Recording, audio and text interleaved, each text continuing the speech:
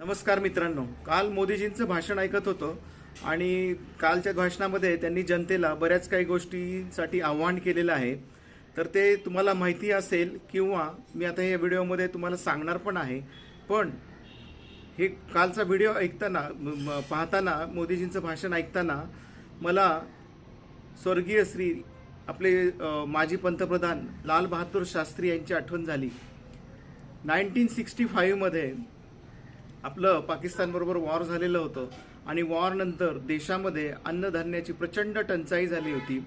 आपण धान्य इम्पोर्ट करत होतो. अशा वेळी अमेरिकेने पण धान्य एक्सपोर्ट करताना म्हणजे तिकडनं पाठवताना आपल्यावर प्रचंड दबाव टाकलेला होता. आणि त्या केसमध्ये शास्त्रीजींनी आपल्या लोकांना आव्हान केलं की अमेरिकेलाच्या पुढे झुकण्यापेक्षा आपणच जर इथल्या प्रत्येक जनतेतल्या प्रत्येक माणसाने जर दर आठवड्यातनं एकदा एक वेळचं जेवण जर स्किप केलं तर सगळ्यांनाच सफिशियंट असं हे धान्य आपल्याला पुरेल. आणि मग या बाबतीत मी माझ्या वडिलांना विचारलं, म्हणलं खरंच काही 1965मध्ये असं झालं होतं का?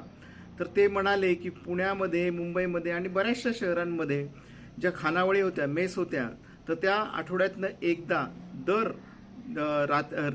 एकदा रात्री बंद असायच्या आणि ते सेव्हिंग व्हायचं. खूप लोकांनी स्वतःहून एक वेळचं जेवण चालू केलं होतं आणि रात्रीचं फास्टिंग चालू केलेलं होतं. तर त्याची आठवण यायचं आत्ता कारण म्हणजे हेच की मोदीजींनी सांगितलेलं आहे की सोनं तुम्ही पुढच्या 1 वर्षभरासाठी घेऊ नका. कारण की काय होतं, सोनं आपण घेतलं की आपल्याला जे फॉरेन रिझर्व्ह असतात, परकीय चलन असतं, ते द्यावं लागतं आणि त्याच्या बदल्यात आपल्याला सोनं द्यावं लागतं. आणि एकूण असं दिसतंय की मी काही फार मोठा अर्थतज्ज्ञ नाही आहे, पण एकूण असं दिसतंय की फॉरेन रिझर्व्ह जे आहेत, एक्सचेंज रिझर्व्ह जे आहेत, ते थोडेसे आटत चाललेले आहेत. गंगाजळीमध्ये चणचण दिसते आणि म्हणूनच मोदीजींनी आपल्याला हे असं आव्हान केलेलं दिसतंय. दुसरं त्यांनी सांगितलं की पेट्रोल डिझेल, कारण की काय, क्रूडचे ऑइलचे रेट युद्धामुळे खूप वाढलेले आहेत आणि त्याचा फटका आपल्या सगळ्या ऑइल कंपनीजला बसतोय.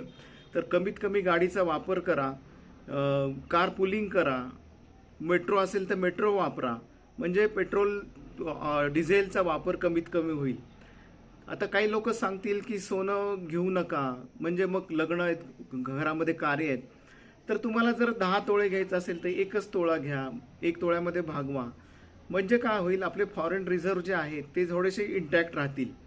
अजून एक कारण असं आहे की आपले जे ITचे एक्सपोर्ट चालतं, तर मागच्या 2-3 वर्षामध्ये IT एक्सपोर्ट पण थंडावलेला आहे आणि IT एक्सपोर्टमध्ये आपल्याला खूप सारं फॉरेन एक्सचेंज मिळत असतं. तर ते पण आपल्याला आत्ता त्यामुळे कमी झालेलं आहे. आणि अजून एक महत्त्वाची गोष्ट ज्याच्यामुळे आपल्या रिझर्व्हवर म्हणजे आपल्या चलन साठ्यावर जो खूप मोठा परिणाम होत चालला आहे, तो अजून एक असा आहे की गोल्ड बॉन्ड्स, सॉव्हरन गोल्ड बॉन्ड्स, तुम्हाला माहीत असेल, नाव ऐकलं असेल तुम्ही. तर हे गोल्ड बॉन्ड आपल्या गव्हर्नमेंटने इश्यू केलेले होते आणि आता त्याची मॅच्युरिटी आली आहे. तर ते 2 लाख कोटी रुपयाचे आपल्याला नागरिकांना म्हणजे गव्हर्नमेंटला नागरिकांना हे पैसे रिटर्न करायचे. तर त्याचाही लोड असू शकतो.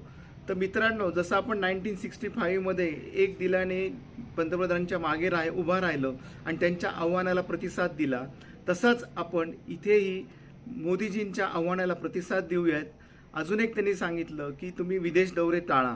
विदेश दौरे टाळले म्हणजे काय होतं, जर आपण अमेरिकेला जायचं असेल तर आपल्याला डॉलर्स खरेदी करायला लागतात.